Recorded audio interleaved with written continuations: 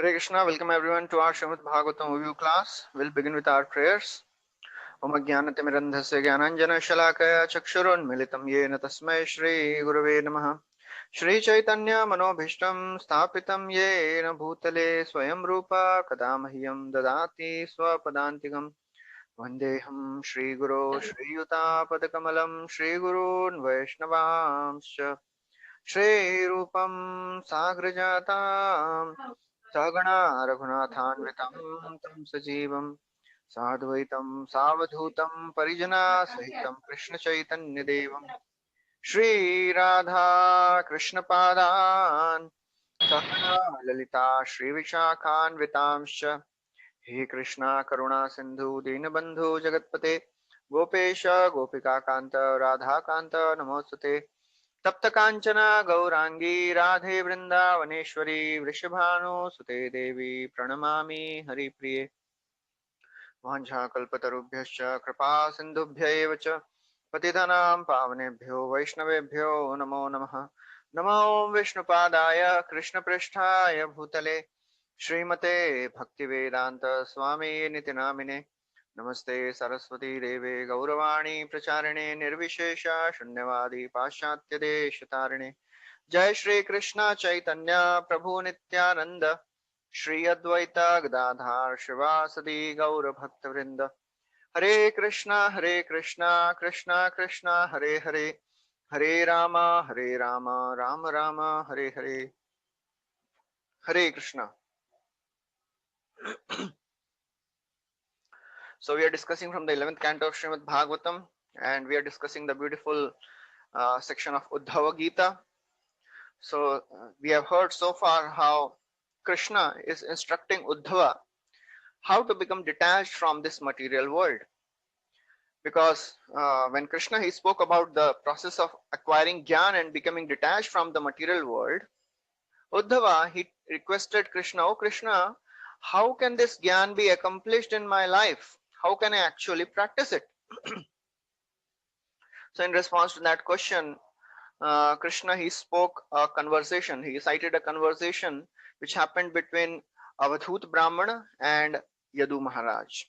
How Avadhut Brahman he had 24 gurus and he learned so many things from all these gurus. So that's what we discussed till yesterday. So now in the previous chapters, Lord Krishna has described through the story of Avadhut Brahmana the qualities and the characters of a saintly person. Now, in the 10th chapter, which is entitled as the nature of fruitive activity, Krishna is going to describe the practical means for achieving such a saintly position. How can one achieve a saintly position? That he'll be describing in this 10th chapter. So, this Uddhava Gita is a very, very profound philosophical treatise which is spoken by Krishna. And if anybody hears and reads this section, he gets a complete understanding of science of Krishna consciousness.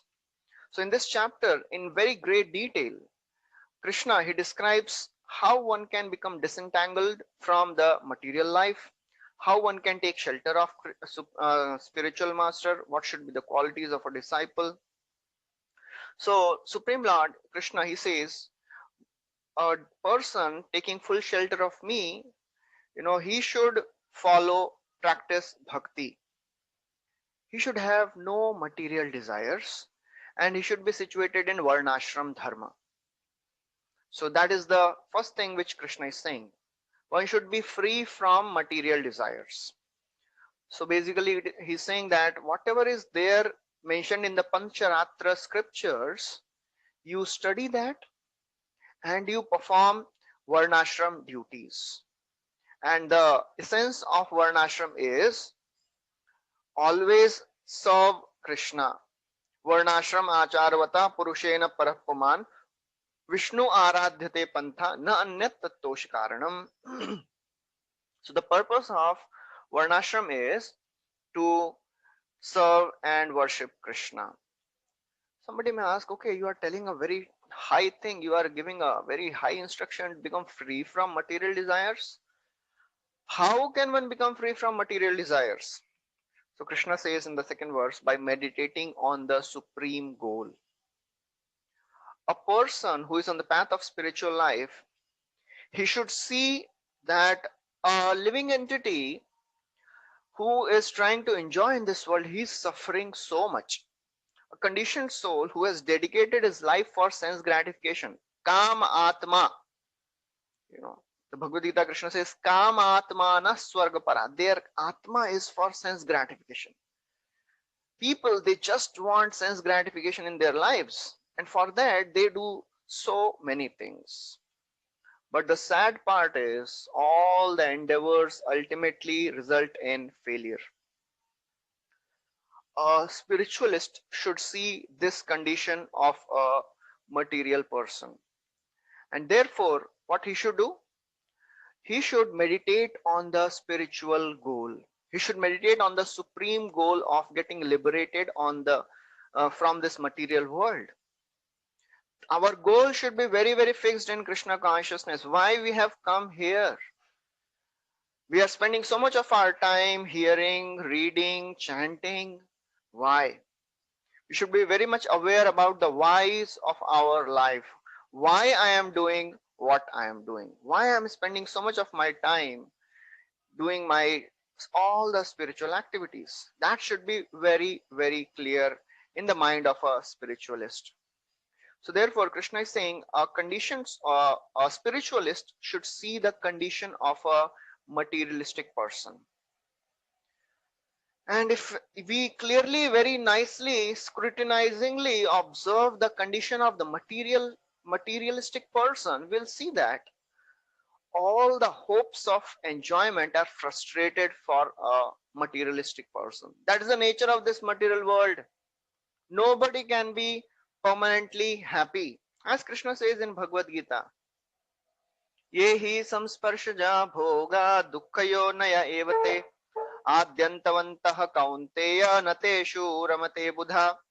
He says a living entity who is very, very serious for material spiritual life, he should be very much aware not to engage in sense gratification because he knows that sense gratification leads to misery. As Prahlad Maharaj also says, Kutrashisha Shruti Sukha Mrigatrishni Rupa. In this world, only pleasure one gets is when he hears about that.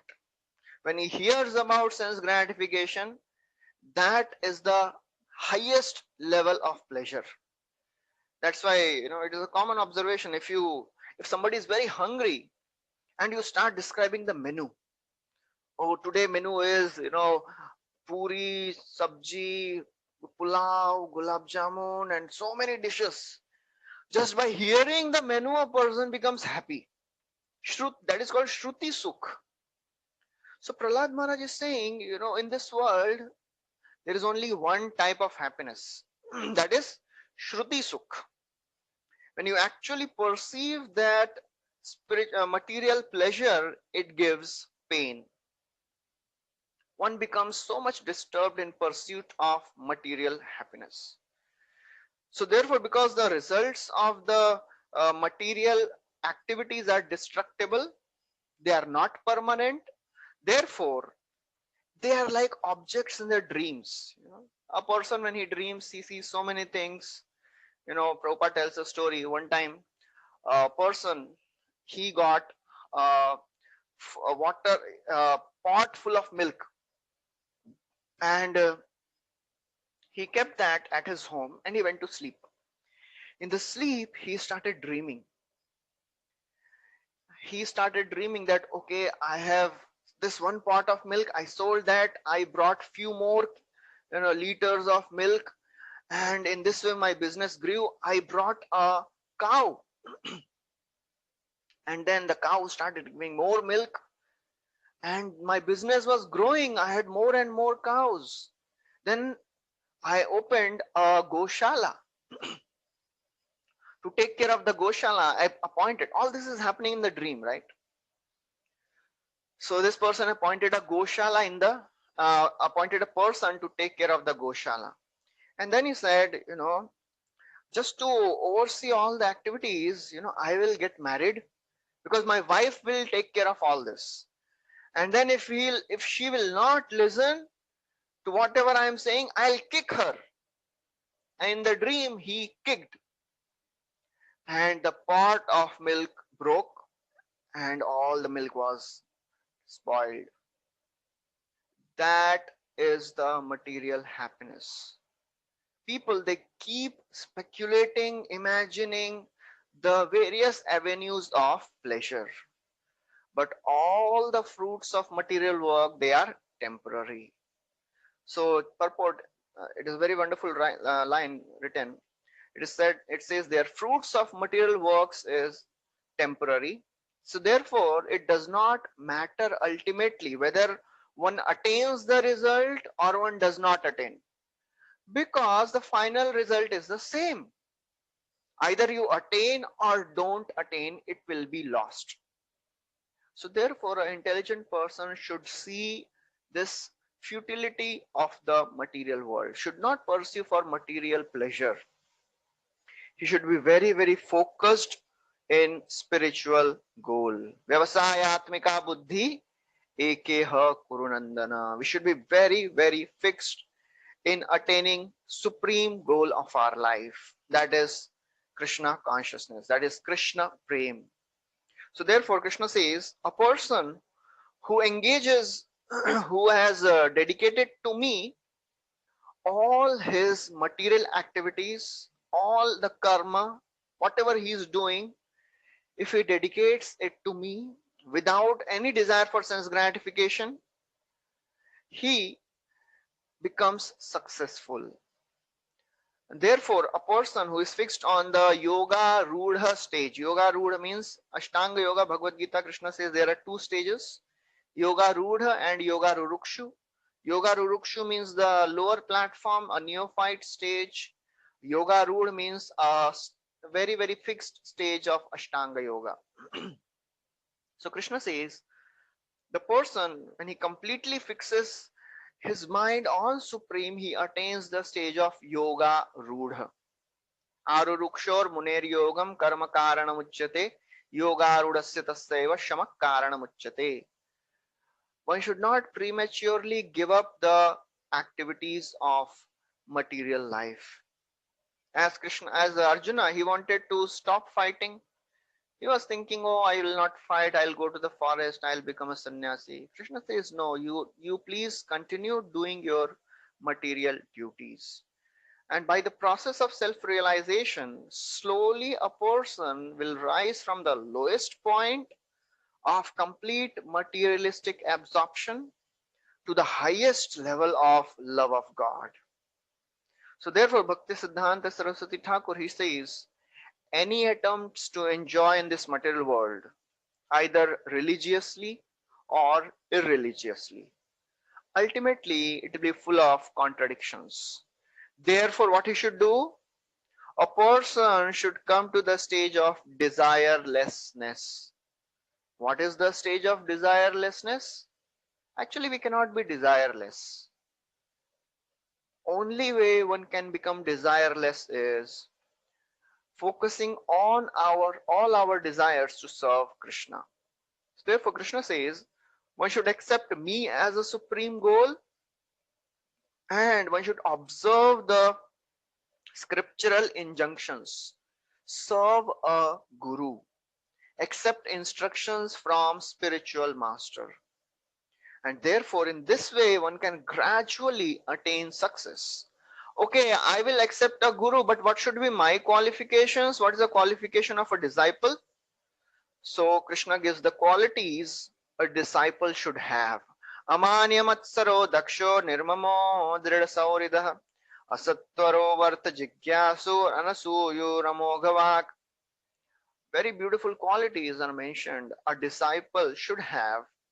Should be without any pride, amani, amatsaro, without any selfishness, without any laziness, nirmamo, he should be having no feelings of possessiveness. He should be completely dedicated in the service of Guru. That's what Kunti Maharani says. Tvam akinchana gochara. Oh my Lord, you are the property of impoverished. Impoverished does not mean you should become a beggar. Impoverished means you should not have possessive mentality. So therefore, a disciple should be nirmama. Nirmama means no possessiveness. Dridha saurida. He should work only for the welfare of Guru. He should have firm faith in Guru. He should have firm faith in the Lord. Asatvara. Asatvara means he should be patient. He should not be affected by the lower modes of passion and ignorance. He should be in the mode of goodness. Asatvara.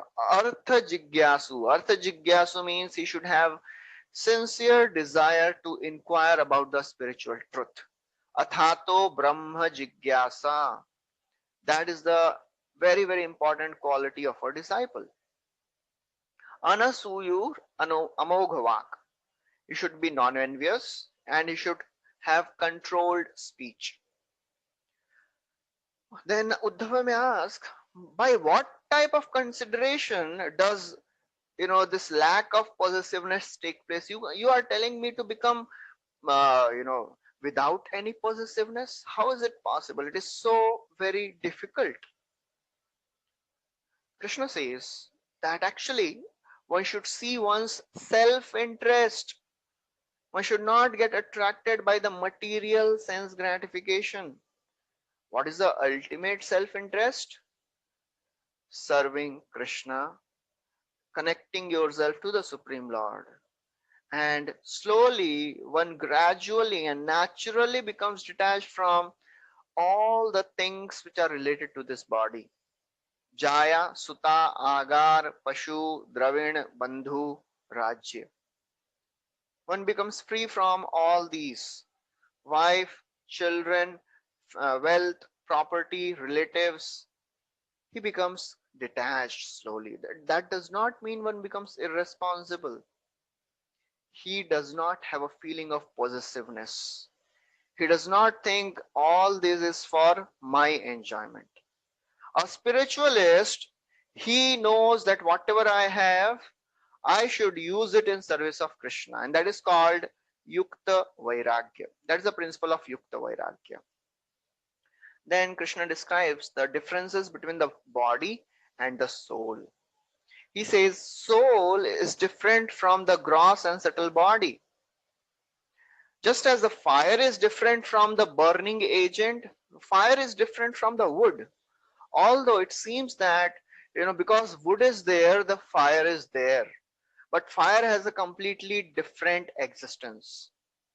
Soul, although it appears that soul is there because body is there, but actually that is not the case.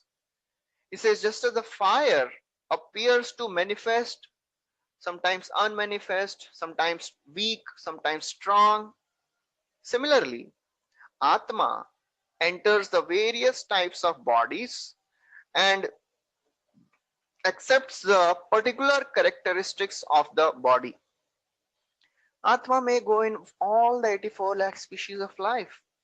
And according to the body the Atma is in, the Atma manifests that type of characteristics. Just like the Atma, when he is in the body of a human being, he'll be attracted by the form, taste, touch of that particular body. And when the Atma is in the body of a hog, he'll be attracted by a stool. A human being cannot be attracted by a stool. So whenever Atma is in certain type of body, it manifests certain characteristics depending on the body in which Atma is there. How to destroy the ignorance? This is such an ignorant condition, right? A supreme, knowledgeable, all-knowing, Satchitananda soul, because it is covered by ignorance, he starts identifying itself with the body.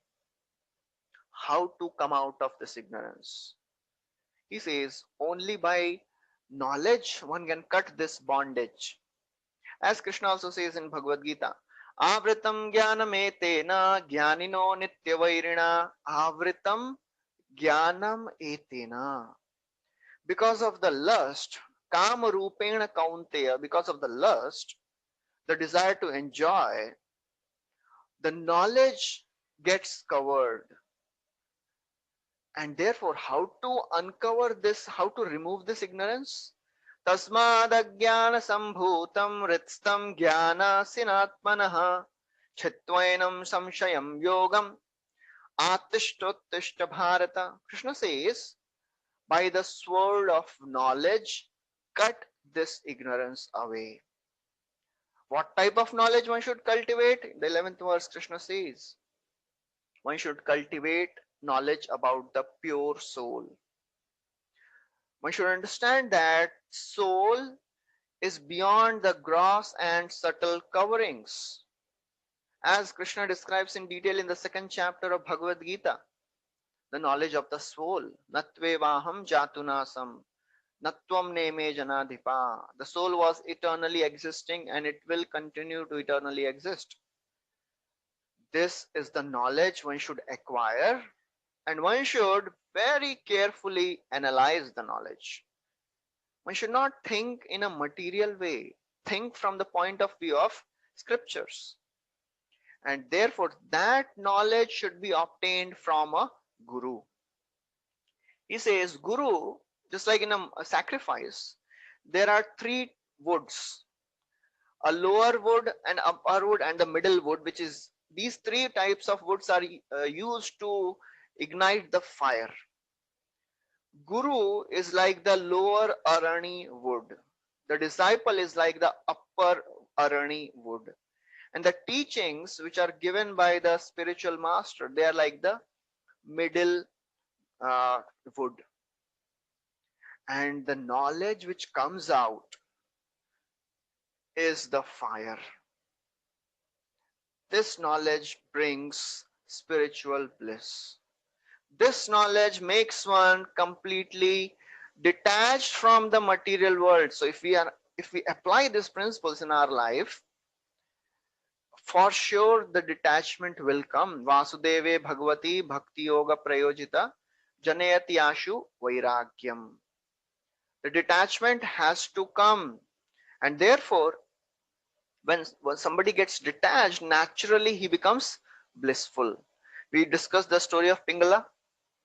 Pingala, when she gave up all the attachment for material lusty enjoyment, she became happy at that moment.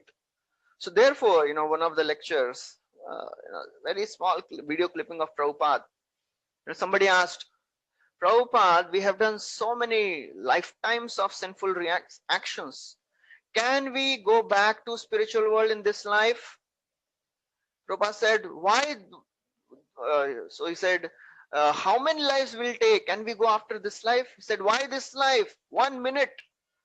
1 minute you can become free from all the material entanglements and you can go to the spiritual world. That is the power of the knowledge.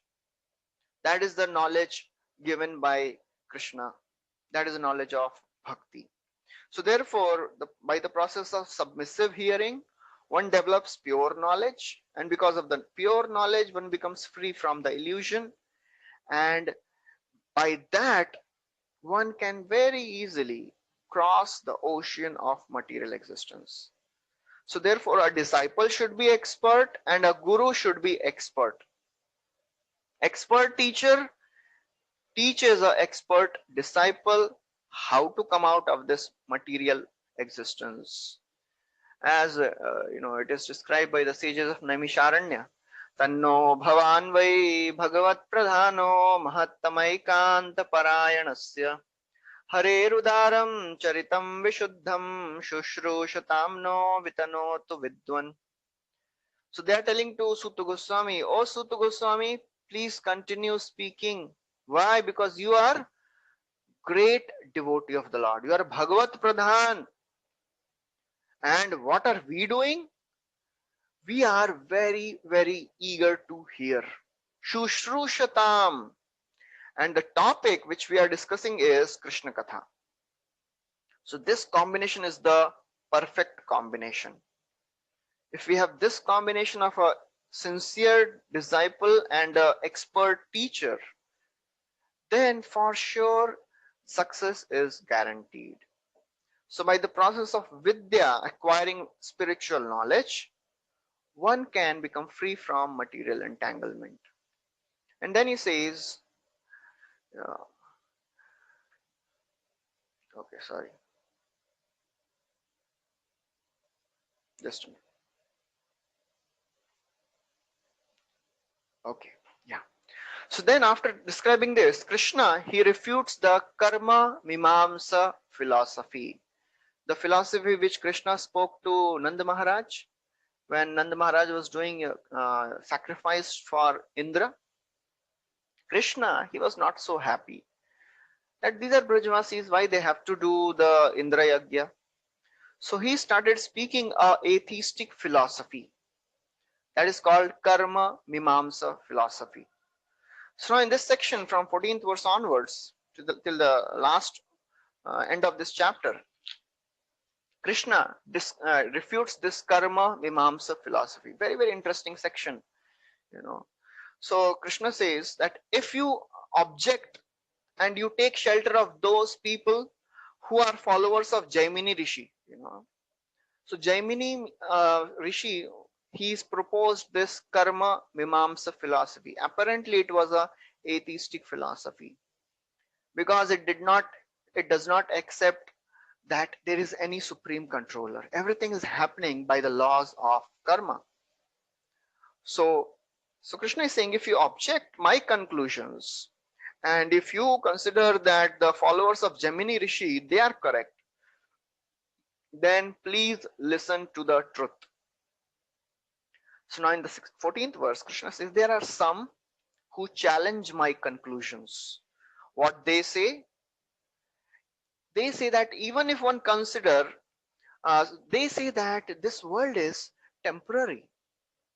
There is no supreme controller. Krishna says, even if one consider that there are variety of places, time, the pains and pleasures which are experienced by the jivas, this is because of the karma one is doing. And all these pain, all this happiness, all the material world, it is eternal. The time is eternal, the karma is eternal, the material world is eternal and real.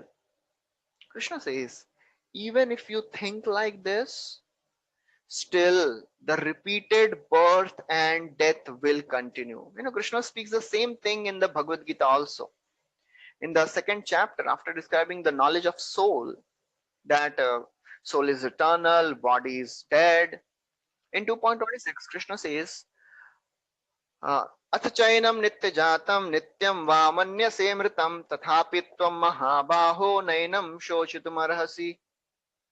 Krishna says, even if you think that soul is atchainam nityajatam, the soul is not eternal, takes birth and dies, still why you should lament, because that is a process.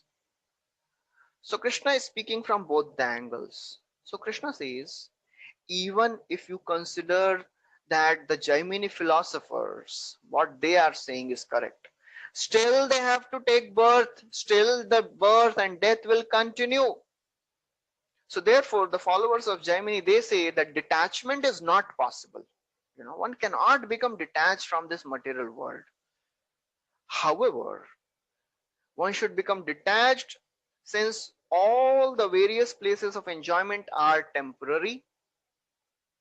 Time of enjoyment, the method of enjoyment given in the scriptures, the body of enjoyment are all temporary. That's what the philosophers of Jaimini, they say. And therefore, so that's what Krishna is saying, that actually the philosophers of Jaimini, they say that detachment is not possible, but you should consider that everything is temporary in this world, nothing is permanent. because the living entities were so very absorbed in sense gratification. They desire perpetual happiness. They want to be always happy. But the result is they are not always happy. They are unhappy, they are unsatisfied, and they are dependent. One person came to Prabhupada and said, Swamiji, I am God. So Prabhupada said, can you control your bowel movements if you are God? He said, no, Swamiji, but that is my Leela. So that's what people say many times. So therefore, people who are materialistic, because they reject Krishna consciousness and they try to enjoy sense gratification, permanent happiness is beyond the reach of anybody in this world. The material happiness has three qualities. First of all, it is unattainable. You cannot attain the material happiness which you imagine. Even if you attain it, it is unpalatable. You don't get the same whatever you thought. Even if you get whatever you thought, it is unretainable. You cannot keep it for long. So therefore, the happiness is temporary. So only a most foolish person will propose that he is a supreme controller, because nobody can control the circumstances around himself. Only a foolish person thinks. So Uddhava may think that, okay, he who performs sin cannot be called learned, right? So it is proper that he suffers. But if one does not perform karma, and that's why he's suffering, so if he'll learn to do right karma, then he'll not suffer. Krishna says, no, do not say like this. Na dehinam sukham kinchit vidyate vidushamapi tatha cha dukkha mudhanam pritha karanam param. He says in the 18th verse that actually a learned person is not always happy, and the fool does not always suffer. It is a common observation. Nobody can be happy always. Nobody is always in a suffering condition. Only a person with foolish intelligence who is proud, he thinks I will be happy all the time. This is a very, very important, you know, uh, philosophical point which Krishna is making, because people think I can be happy always. But you see, just around the world, in the world, people, they are not always suffering. Even if they are most, poor, they do not suffer always. And even if those who are most richest people, they are not happy always. So therefore, nobody can claim that they will always be happy in this world. Therefore, you should understand that death is inevitable in this world. Nobody can live permanently in this world. Yatha praptim vighatam cha yadi praptim vighatam cha jananti sukha dukkhayoh te apyadhana viduryogam mrityurna prabhaveryatha. He says, Krishna is saying, even if people know how to achieve happiness, even if people know how to avoid unhappiness, that's what people say many times. I know how to be happy. If I do all these arrangements, then I'll be unhappy. I'll be happy. Somebody sent a video. This person is saying that actually you can become immortal. You know, only thing you have to do is you have to just make some changes in the chemical composition of the cells, and then you can live forever. He was thinking he knows the science to become immortal. He says actually people, they don't die out of old age, they die out of diseases which come in old age. So if we stop the disease, people can live for a long, long time. Krishna is saying even if people know how to achieve happiness, even if people know how to avoid unhappiness, still te api adha na vidu, still they cannot avoid death. death will overpower everybody in this world. As it is said, as sure as death. Jatasya hi dhruvo mrityu dhruvam janma mritasya cha. Jatasya hi dhruvo mrityu. Anybody who has taken birth, he is for sure bound to die. Anybody dies, for sure he will take birth again. Mrityu sarv haraschaham. Krishna says, I am death. Uddhava may think, well, at least before death one can have happiness. Krishna says that is also not the case. He says death is not at all pleasing. And therefore, since you know everyone is exactly like a condemned man being led to a place of execution. A very graphic example now Krishna is giving. Just consider a person who is given a death punishment to be hanged till death, or his head is about to be chopped off. Can he be happy? As it is said, in the that condemned men is offered a last sumptuous meal. मरने के पहले इसको जितना अच्छा खाना खिलाने खिलाओ, at least that will be the happiness, last happiness कुछ तो मिलेगा उसको. But can you imagine the condition of this person who is just about to die? He knows he'll die in some town. Can he enjoy that meal? For a condemned man, this feast is a chilling reminder of his imminent death. Therefore, he cannot enjoy that. Even if Chappan Bhog is kept in front of a person who is about to be executed, can he enjoy? No. Similarly, any sane human being who knows that death can come anytime. Parikshit Maharaj, he got the notice for 7 days. Prabhupada would say again and again, we don't even know if we are going to live for next minute. Death can come anytime. So therefore, how can one try to make all the comfortable arrangement in this world to become happy? Death can come any moment. It is just like you are living with a deadly snake, and just like if you are watching a television or you are eating your feast and a cobra is right there on your dining table. Can we eat peacefully? Can we enjoy television? Can we enjoy anything? It is so very fearful situation. So Krishna says, actually that is a situation for everybody in this world. You know, as yes, somebody is saying, sending message, life is preparation and death is an examination. Yes, that's what we have to do. You know, so therefore we have to understand that death can come anytime. That's what Krishna is telling to Uddhava. How can one be uh, how can one try to make arrangements to become happy? He says, even if somebody thinks I'll go to Swarga and I'll enjoy. But very interesting observation now Krishna is giving here in the 21st verse. He says, Shrutam ya drishta yad rupam yad shrutam cha drishta vad dushtam spardha yushtayatyavayai bhavaantaraya kamatvat krishi vachapi nishphalam. He says, you know, people who are on the earthly planet, they have heard so much about heavenly pleasures. They have, they have all the expectations that they will go to heaven and they'll enjoy.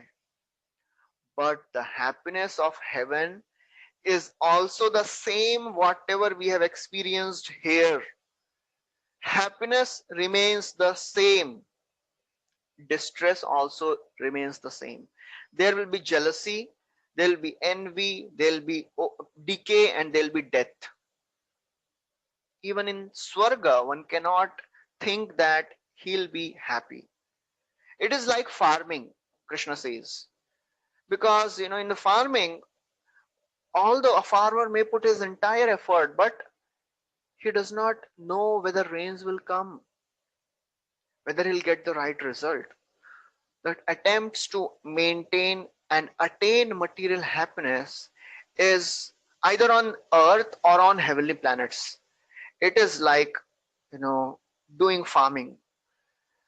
Nobody knows whether we'll get the result, and even if he gets the result, even if you go to heaven, shine punye martilokam vishanti.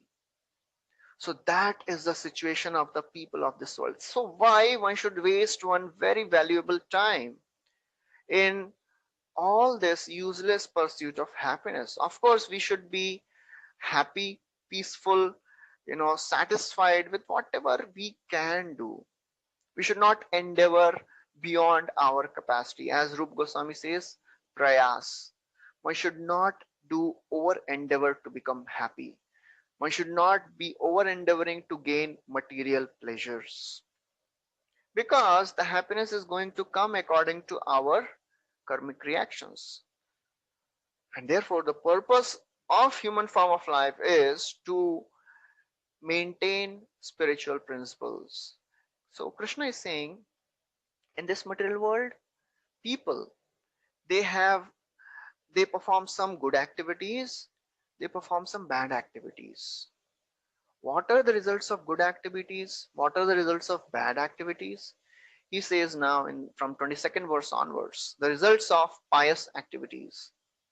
If somebody performs Vedic sacrifices, he follows all the rules and regulations mentioned in the scriptures without any mistake, without any contamination, he does all the rituals of the yajna, he will attain a heavenly situation in the next life. But even this result, attainment of heaven, will be vanquished in due course of time. Krishna says, now please hear of the situation of people of the heavenly planet. He says, people who are on the earth, they perform all the sacrifices, yajna, puja, dana, tapasya, to attain heavenly planets. As Bhagavad Gita, Krishna says, Traividyamama soma paputa papa yagyairištva svargatim prarthayante te punyam asadya surendra lokam ashnanti divyan divideva bhogan. So the people who are followers of the Vedas, they study the Vedas, do sacrifices, and do give charity and tapasya and do so many things to attain heavenly planets. And therefore, they actually attain that person goes to heaven and enjoys unlimited amount of sense pleasure. The pleasures of heaven is unlimited. We cannot even imagine the pleasure of heavenly denizens. The senses of this material body, of earthly body, has limitations, lots of limitations. If somebody tells, okay, you like eating gulab jamun, okay, eat. What? How much you can eat? How many you want? Eat. What? How many can we eat? 5, 10, 15. Beyond that, no capacity anybody has. Heavenly body has a very huge capacity to enjoy. So he says, in heavenly planets, all the devatas, they travel in glowing airplanes. Everybody is glorified by the songs of Gandharvas. Everybody is surrounded by beautiful women dressed in refined clothing. They enjoy the dance of the Apsaras. And there are various places in the heavenly planets, the various gardens and the waterfalls and the mountains, beautiful scenic places. They can go to all these scenic places to enjoy, always surrounded with women. People in this world also, after spending their whole, after earning their whole lifetime of money, saving so much of money, when they grow old, they go to so many of the scenic places to just enjoy, even in the old age. So in heavenly body, you'll be young always, and at the same time, you'll get to go to all the places for enjoyment. This is not the propaganda to go to heaven, but now Krishna is going to tell what is going to happen. He says, this person, he is very comfortable, he is very happy, but he does not realize that his piety is ending. It is said that in a heavenly planet, when somebody enters the heavenly planet, he is given a garland of very fresh, unfading flowers. He wears it all the time. After many, many years of enjoyment, he finds that one flower is withering. He does not care about that. Slowly, slowly, one by one, every flower of that garland starts becoming pale, gets withered away. After the last flower gets withered, the person, he understands that I have lost all my piety. And then what will happen? He is pushed down from heavenly planets. He comes to the earthly planet. Shine punyamartya lokam vishanti. So until the pious results are there, he enjoys. After pious results are over, he comes back. He falls down from Swarga and comes to the earthly planet against his will. Nobody wants to leave Swarga. And then Krishna describes the results of impious activities. He says, if a human being is engaged in sinful activities, what will happen? First of all, he'll be associating with bad people, bad association. And because of the bad association, what will happen? His senses will become uncontrolled. His desire to enjoy is so much that he has uncontrolled senses. As Krishna says in Bhagavad Gita, Bhogaishwarya prasaktanam tayapharita chetasam vyavasayatmika buddhi samadhau na vidhiyate. A person who is attached to sense gratification, he cannot have one-pointed determination. His senses will always keep distracting from the actual goal. So because of the uncontrolled senses, he will develop so many material desires. The desire to enjoy material body, desire to enjoy the sense objects. Therefore, he'll become miserly. For others, he'll become a kripana. Prabhupada describes in the second chapter, who is a kripana? Kripana means one who uses his body for sense gratification. One who does not use this body for ultimate perfection of life, he is a kripana. He becomes greedy. He is so very obsessed to enjoy the bodies of women, exploit the bodies of women. That is the nature of the sinful person.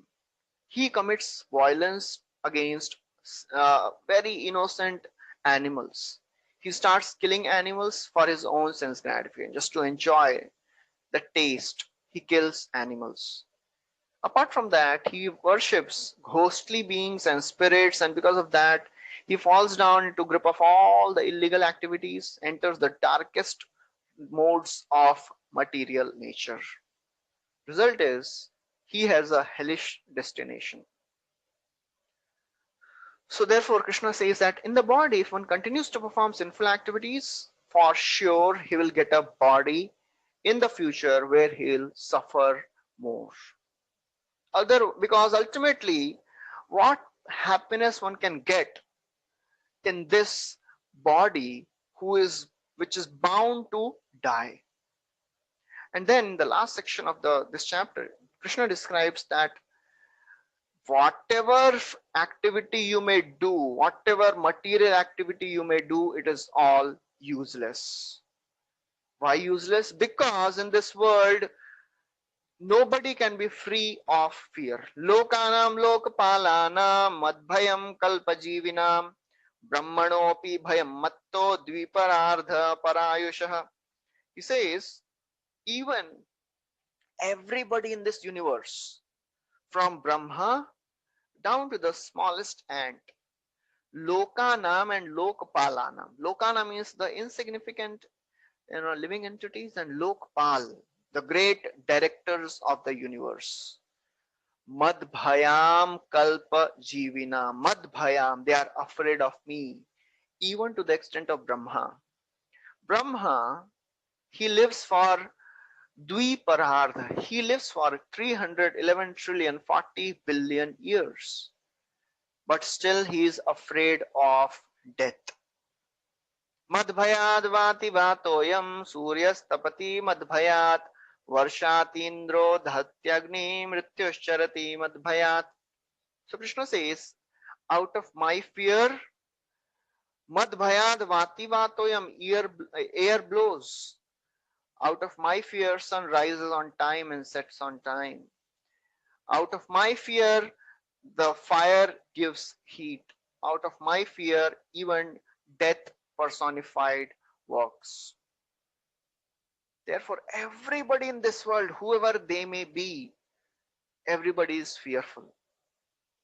So therefore, in 28th verse, Krishna has explained that a sinful person goes to hell. Although he does not desire to go to hell, he has to go to hell. How does the jiva lose control over its destination?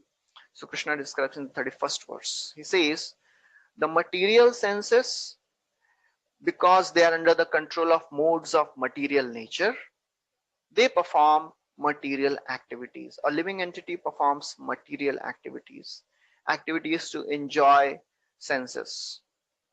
And because of that, he becomes entangled in various types of karmic reactions. And what is the result of those type of karmic reactions? He gets different types of body. Prakrite kriyamanani gunai karmani sarvashah ahankara vimudhatma karta aham iti manyate.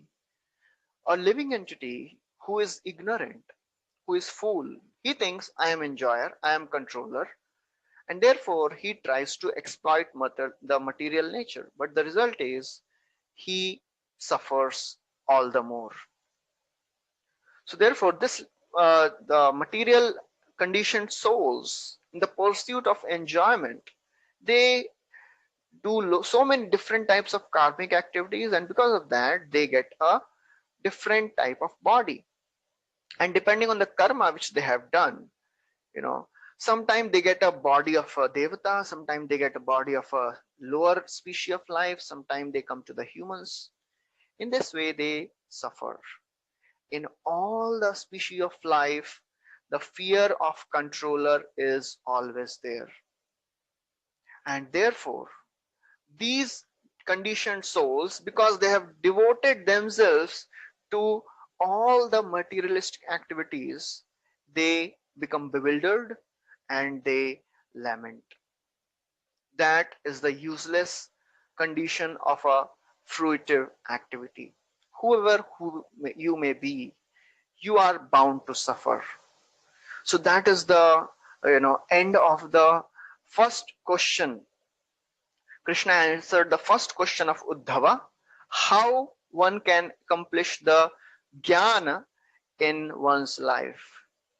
After describing this, in the end of this 10th chapter, Uddhava, he asks second question. The second question is how a living entity became conditioned and by what symptoms anitya siddha is identified.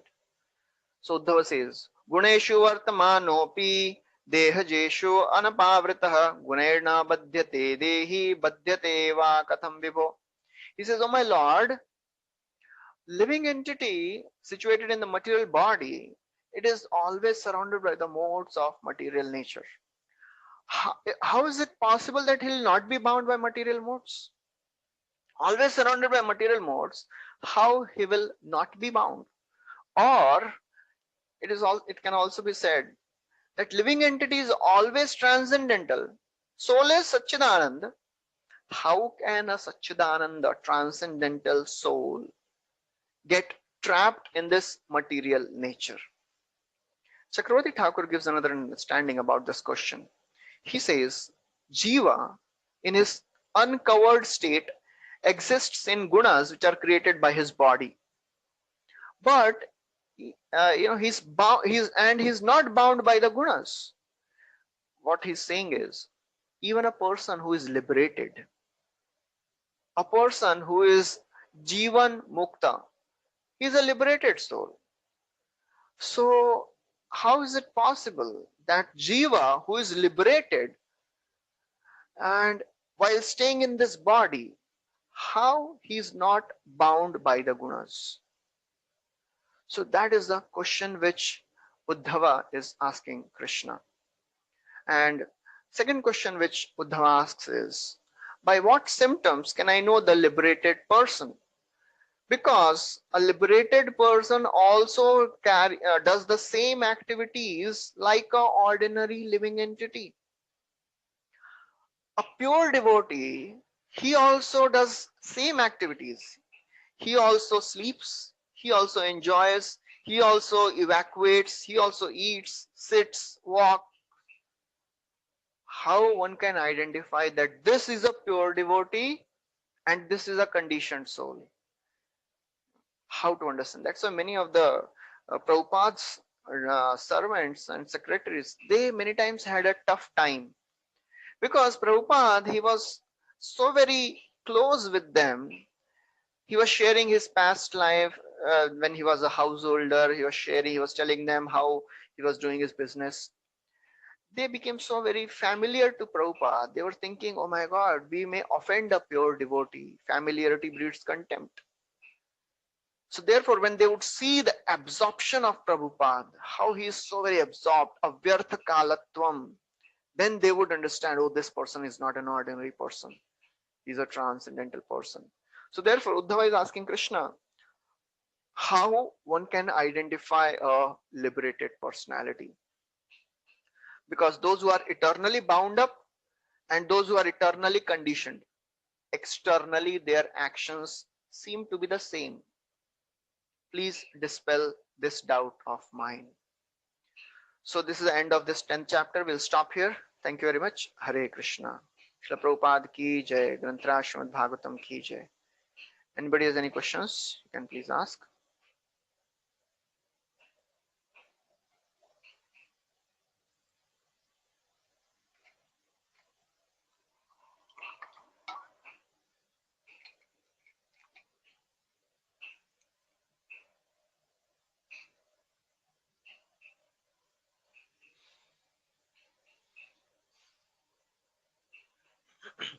Okay, so we'll stop here. Thank you very much. Hare Krishna. Srila Prabhupada ki jai.